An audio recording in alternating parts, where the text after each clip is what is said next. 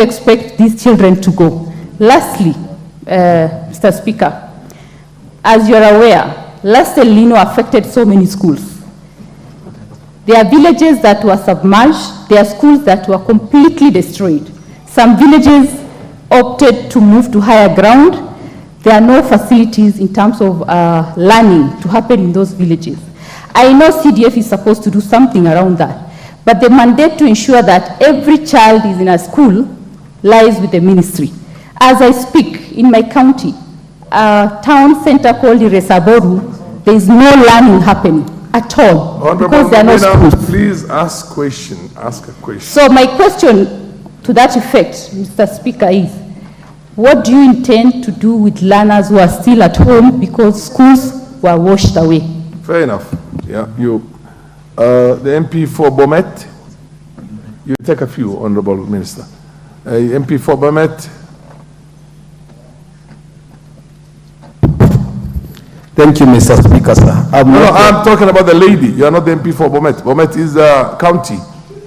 I'm talking about when it's a county, MP for counties are all ladies.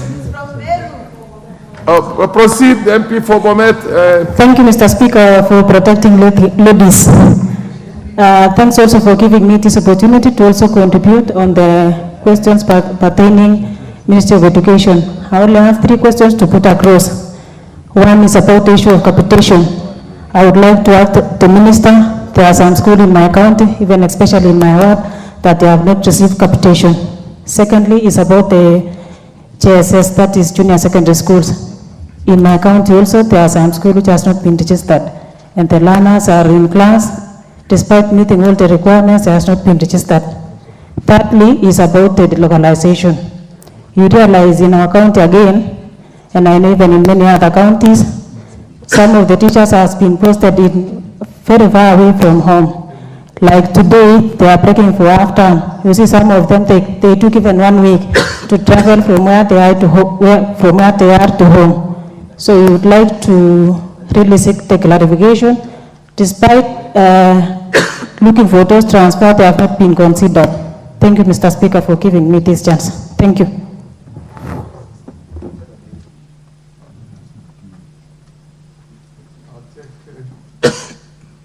2 more follow-up questions if we have to finish this business.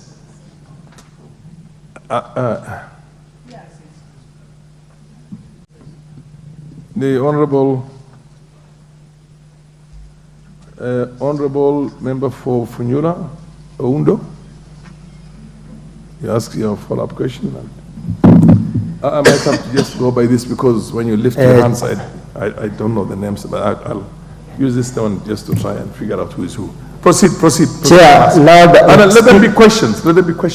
No, not long statements. No, I'm just going to ask a question. A follow-up question, yes. Yeah, just a follow-up question. Yes. And I just want to follow up with what my colleagues have raised. The issue of capitation.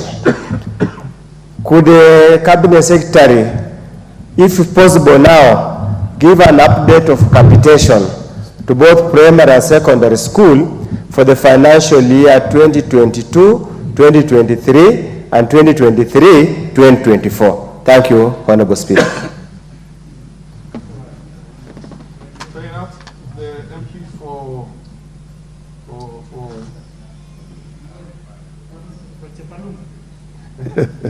MP for Kilgoris, the Honorable Simkwili Julius. Mr. Speaker, I want to ask the Minister what the policy is with regards to enrollment per class. Because there are so many schools now that are losing students in Kilgoris constituency, whereas their neighboring schools are overcrowded.